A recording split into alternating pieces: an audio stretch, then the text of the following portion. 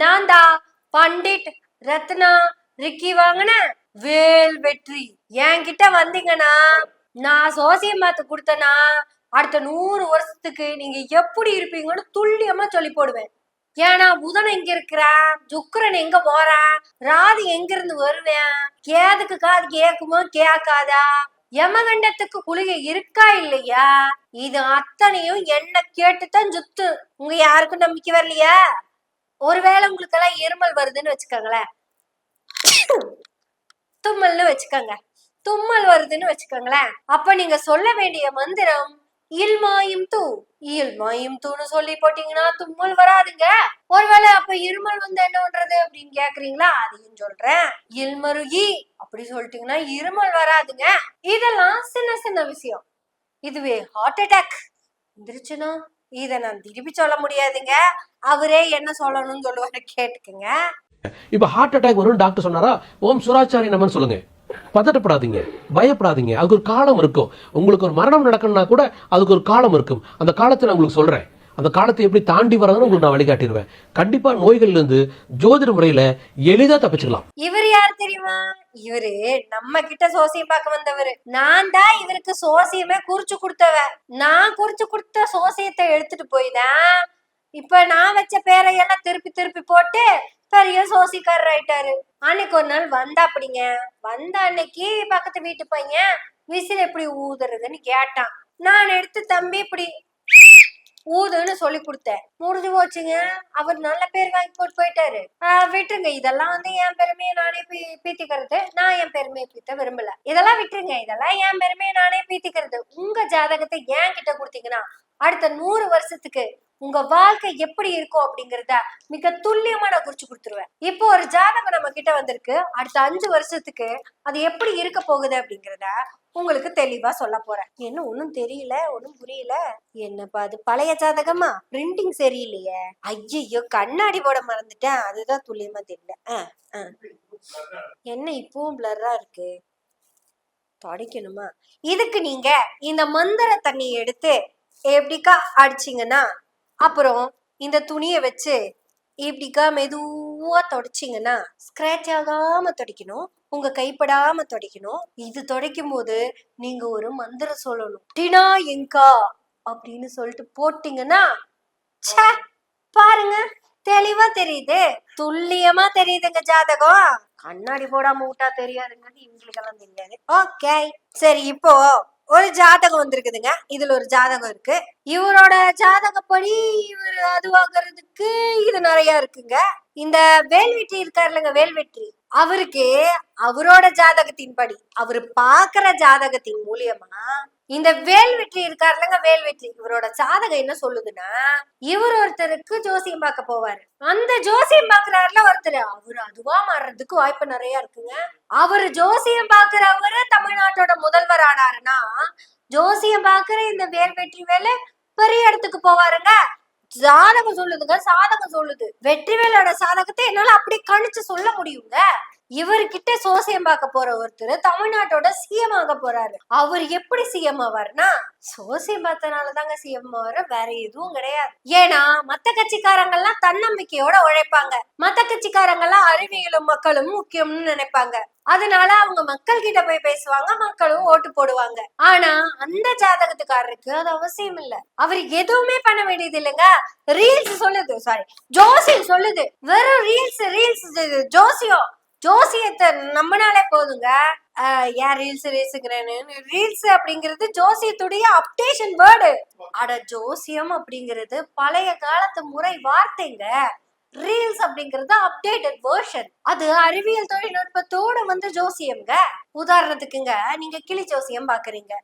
ஜோசி என்ன சொல்லும், கிளி வந்து ஒரு அட்டை எடுத்து கொடுக்கும். அந்த அட்டைக்குள்ள ஒரு போட்டோ இருக்கும். அந்த போட்டோக்கு இருக்கிற வேர்ட் டாக்குமெண்ட்டை ஒண்ணு எடுத்து அதுல என்ன இருக்கோ அதை அப்படியே காப்பி பண்ணி பேஸ்ட் பண்ணி உங்களுக்கு சொல்லும். இது வந்து அந்த காலத்து கைரேகை முறை.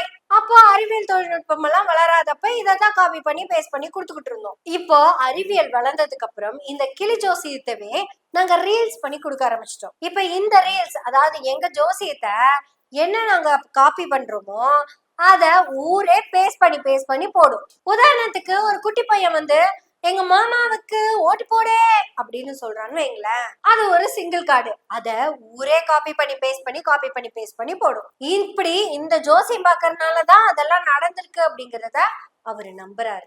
ஏன் நம்புறாரு? ஜோசியத்து மேல உங்களுக்கு நம்பிக்கை இல்லாம இருக்கலாம், அவரு ஏன் நம்புறாரு? ஆனா நீங்க பகுத்தறிவுவாதின்னு சொல்லிக்கங்க, அறிஞர்னு சொல்லிக்கங்க, இல்ல நீங்க பெரிய பண்பாளர் படிப்பாளர்னு சொல்லிக்கங்க, இல்ல நாங்க உழைப்பை நம்புவர்கள் மக்களை நம்புவர்கள்னு கூட சொல்லிக்கங்க. உங்க ரிசல்ட் என்னாச்சு? அவரு குறிகேட்டு, அதாவது தற்குறி கேட்டு போயிருக்காரு. அப்படி போனவர்கிட்ட ஜோசியக்காரர் சொல்லியிருக்காரு, நீங்க உழைக்க வேண்டியது இல்ல, கஷ்டப்பட வேண்டியது இல்ல, கன்ஃபார்ம் சிஎம் போஸ்ட் உங்களுக்கு தான் அப்படின்னு கட்டம் சொல்லுதுங்க. ஒருவேளை நான் சொல்றதெல்லாம் நடந்துருச்சுன்னா எனக்கு என்ன தருவீங்க? அப்ப இவரு கண்டிப்பா கேட்டிருப்பாரு, உங்களுக்கு என்ன வேணும்?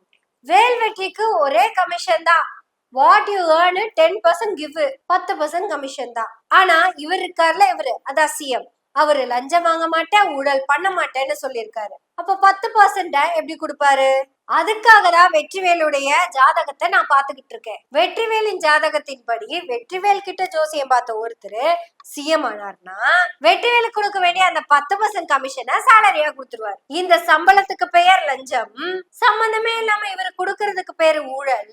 ஆனா இந்த பணம் மக்களுடைய பணம், அதான் ஊரை விட்டு நெய். வெற்றிவேலுடைய சாதகத்துல ராகும் கேது எங்க இருக்குன்னு தெரியலைங்க. ஆனா வெற்றிவேல் கிட்ட ஜோசியம் பார்த்தவரோட ராகும் கேது எங்க இருக்குன்னு நல்லா தெரிஞ்சு போச்சு. தாவேகாவின் தலைவர் ஜோசியத்தை நம்புறதுல நமக்கு எந்த பிரச்சனையும் கிடையாது. அந்த ஜோசியத்தினாலதான் அவருடைய கட்சி வளர்ந்துச்சுன்னு அவரை நம்புறதுலயும் எந்த தப்பும் இல்ல. ஜோசியக்கார சொன்னாதான் வெளியே போவேன் உள்ள வருவேன்னு சொல்றதுலயும் தப்பு இல்ல. அது எல்லாமே தாவேகா தலைவருடைய தனிப்பட்ட விருப்பு வெறுப்புகள், அதுக்கும் நமக்கு எந்த சம்பந்தமும் கிடையாது. ஆனா தாவேகா தலைவர் முதலமைச்சர் ஆனதுக்கு அப்புறமும் ஜோசியம் பார்த்துக்கலாம், அது அவர் தனிப்பட்ட விருப்பம், விட்டுருவோம். அது எல்லாம் அவரோட பனையூர் வீட்டுக்குள்ளோட வச்சுக்கணும்.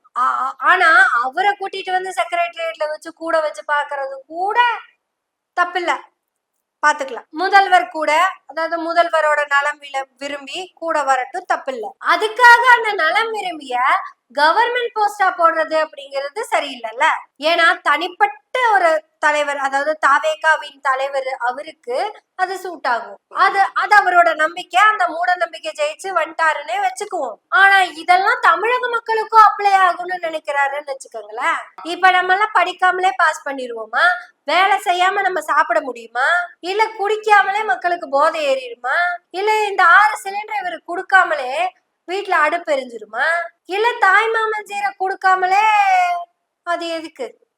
சரி, கல்விய பத்தி இவருக்கு என்ன அக்கறை? அதை பத்தி பேசவும் வேண்டியது இல்ல. வேலை வாய்ப்பு, வேலை இல்லா திண்டாட்டம், ஜோசியம் பாக்குறவங்களுக்கு தான் வேலை போல. ஆக தமிழ்நாட்டு முதல்வர் இந்த தமிழ்நாடு மக்களுக்கு ரொம்ப முக்கியமான செய்தியை கொண்டு வந்து சேர்த்திருக்காரு. நான் கொடுத்த அறிக்கைகளுக்கும் நான் கொடுத்த வாக்குறுதிகளுக்கும் நான் ஜெயிச்சதுக்கும் எல்லாத்துக்கும் காரணம் இந்த ரெட்டன், இந்த வெற்றிவேல் தான். ஆக இவர் என்ன சொல்லுவாரோ அதைத்தான் நான் செய்வேன். நான் கொடுத்த வாக்குறுதியில ஜோசிக்காரர் கொடுத்த வாக்குறுதி. அதனால உங்க எல்லாத்தோட வாழ்க்கையும் உங்க கையிலயோ என் கையிலயோ இல்ல. இனி நம்ம எல்லாத்தோட வாழ்க்கையும் இந்த ஜோசிக்காரன் வாயில தான் இருக்கு. அவரு ஜாதகத்தை சரியா பார்த்தாருன்னா நமக்கு நல்ல நேரம், தப்பா கிப்பா பார்த்துட்டாருன்னா அவருக்கு நல்ல நேரம். தமிழ்நாட்டுடைய தலையெழுத்த பாத்தீங்களா? இதுக்கு பேரு தான் மாற்றம். கிட்டத்தட்ட இந்தியா முழுக்க இப்படியே தான் இருக்குது. தமிழ்நாடு மட்டும்தான் அதுல இருந்து தெளிஞ்சு வந்து சுய அறிவோடையும் பகுத்தறிவோடையும் போய்கிட்டு இருந்தது. அறிவியல் பாதையில வெற்றி நடை போட்டுட்டு வந்த இந்த தமிழ்நாட்டை முத்துவேல் கருணாநிதி ஸ்டாலின் எனும் மகத்தான மனிதனின் கடுமையான உழைப்பால் 5 ஆண்டுகளில் இரட்டை இலக்கு பொருளாதார வளர்ச்சியை எட்டிய நாம மீண்டும் இந்தியாவுடன் இணைய போகிறோம். நமக்கு இனி படிச்சா என்னங்க, படிக்காட்டி என்னங்க, வேலை கிடைச்சா என்னங்க, வேலை கிடைக்காட்டி என்னங்க, அனைவரும் சேர்ந்து சோசியக்காரராக வேண்டிய முயற்சியை செய்து கொண்டே இருப்போம். ஏன்னா இந்தியா முழுக்க இப்ப சோசியம் தான் ஃபேமஸ் ஆகிட்டு இருக்குது. ஏன்னா மோடியே சோசியம் பார்க்க சொல்றாரு, நம்ம முதலமைச்சரும் சோசியம் பார்க்க சொல்றாரு. பாப்போம், சோசியம் தான் நம்மளை காப்பாத்தும் அப்படின்னா சோசியத்தை கத்துக்கிட்டே பேசுவோம். எனவே பேசுவோம் நாள்தோறும். உங்களுடைய ஆதரவுகளை நன்றிகளோடு எதிர்பார்த்து கொண்டிருக்கிறோம். நன்றி, வணக்கம்.